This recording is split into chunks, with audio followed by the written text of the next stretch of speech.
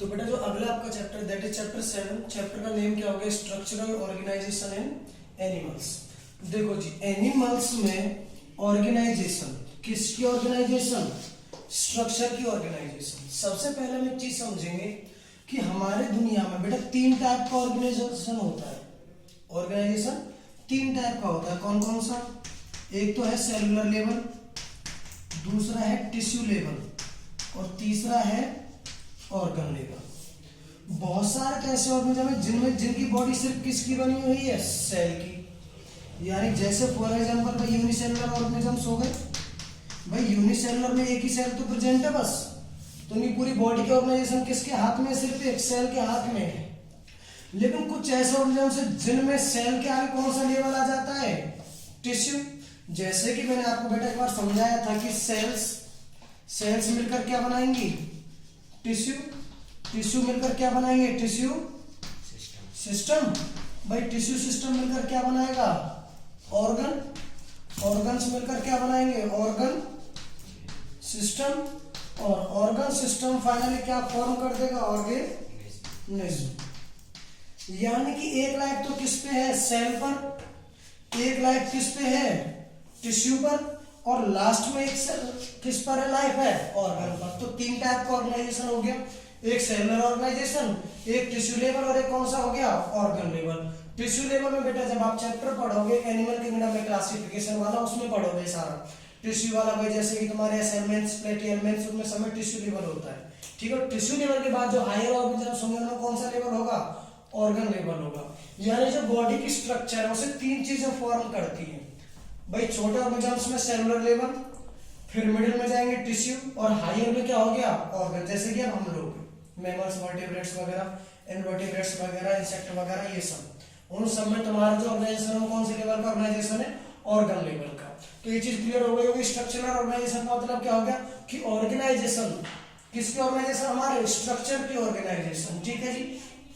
और स्ट्रक्चर की ऑर्गेनाइजेशन कहां से पढ़ेंगे हम? भाई टिश्यू के लेवल से। इससे पहले हमने सेल डिस्कस कर लिया, सेल क्या चीज होती है। तो इसके बाद हम क्या डिस्कस करेंगे? अब टिश्यू डिस्कस करेंगे कि जो बॉडी में ऑर्गेनाइजेशन है वो टिश्यू पर किस तरीके से बेस्ड है। चैप्टर का मीनिंग क्लियर समझ में आ गया? दैट मींस हमें चैप्टर में टोटली किसके बारे में स्टडी करना है? टिश्यू के बारे में स्टडी करना है कि जो ऑर्गेनिजम्स में टिश्यू है वो किस किस टाइप के होते हैं और किसका क्या फंक्शन होता है, कहां कहां प्रेजेंट होते हैं। तो बेटा हमें ये चैप्टर में डिस्कस करना है, स्ट्रक्चरल ऑर्गेनाइजेशन इन एनिमल्स में। ठीक है जी। तो बेटा अब हम इसके बारे में डिस्कस करेंगे। तो देखो, तुमने वैसे तो छोटी सी क्लास में भी पढ़ ली होगी ये चीज। ठीक है बेटा, क्या? टिश्यू है ना।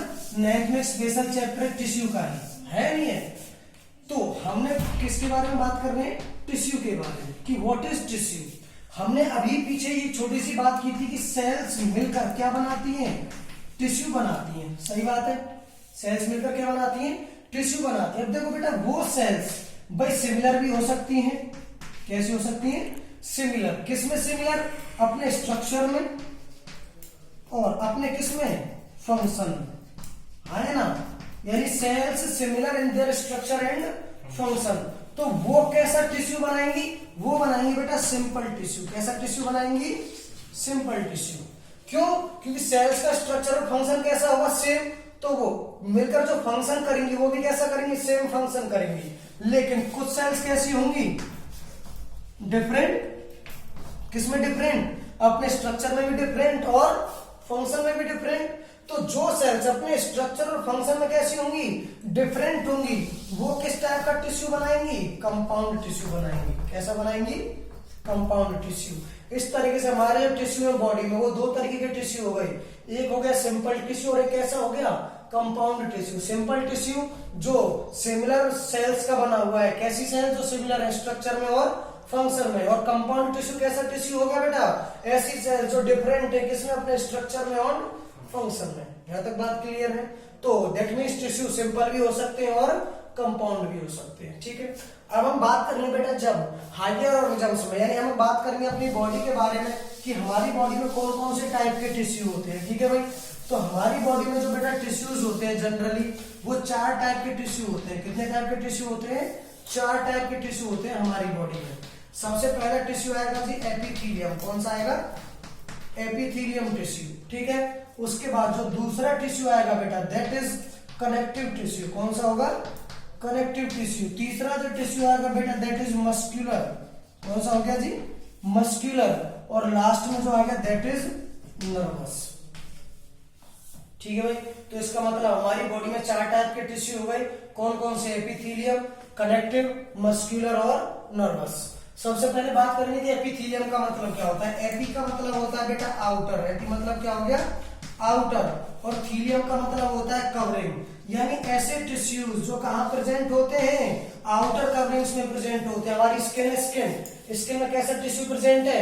एपिथेलियम। हमारे जो ऑर्गन्स है, हॉलो ऑर्गन्स मतलब मान लो ऑर्गन की ये शेप है, तो ऑर्गन में जो इंटरनल ये जो कवर्ड होगा वो कैसी टिश्यू से कवर्ड होगा? एपिथेलियम से। जो चीज एक्सटर्नली प्रेजेंट है तो ऑब्वियस सी बात है उसका काम क्या होगा बेटा? क्या प्रोटेक्शन प्रोवाइड करना नहीं होगा? अगर हमारी बॉडी पर सोचने वाली बात, अगर स्किन नहीं होती तो क्या हमारी अंदर वाली मसल्स ऐसे नहीं दिखती? और जब अंदर वाली मसल्स ऐसे दिखती तो कोई भी इंसेक्ट वगैरह क्या हमें वैसे नहीं खा जाता? है ना? जब भी आप देखते हो कोई डेड बॉडी होती है तो डेड बॉडी चाहे हमारी हो चाहे किसी और एनिमल की हो, तो जो कुत्ते वगैरह होते हैं पहले तो स्किन को ही हटाते हैं, उसके बाद ही तो मसल्स को खाते हैं। यानी स्किन एक तरीके से हमारी बॉडी की क्या करती है? प्रोटेक्शन। तो एपिथेलियम का मतलब क्या हो गया कि जिस भी जगह पर ये टिश्यूज प्रेजेंट होंगे वहां क्या प्रोवाइड करेंगे?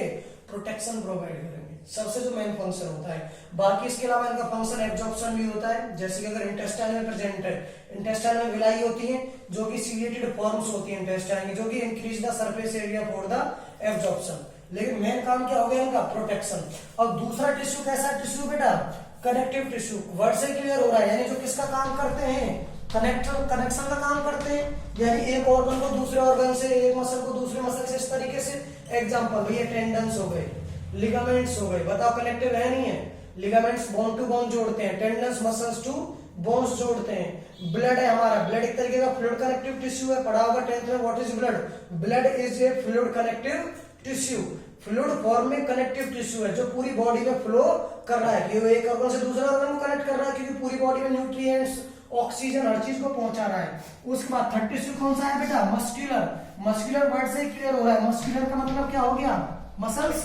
यानी ऐसा टिश्यू जो क्या फॉर्म करता है? हमारी बॉडी की मसल्स। तो आपने 3 टाइप की मसल्स पढ़ी होंगी, एक स्ट्रिएटेड मसल्स, एक नॉन स्ट्रिएटेड मसल्स और एक कार्डियक मसल। ठीक है जी। स्ट्रिएटेड मतलब ऐसी मसल जो हमारी अकॉर्डिंग टू विश, ठीक है जी, हमारी इच्छा के अनुसार चलती हैं। हमारा ब्रेन जैसे ऑर्डर देगा वैसे करेंगे, उनको कहते हैं वॉलंटरी मसल्स, है नहीं?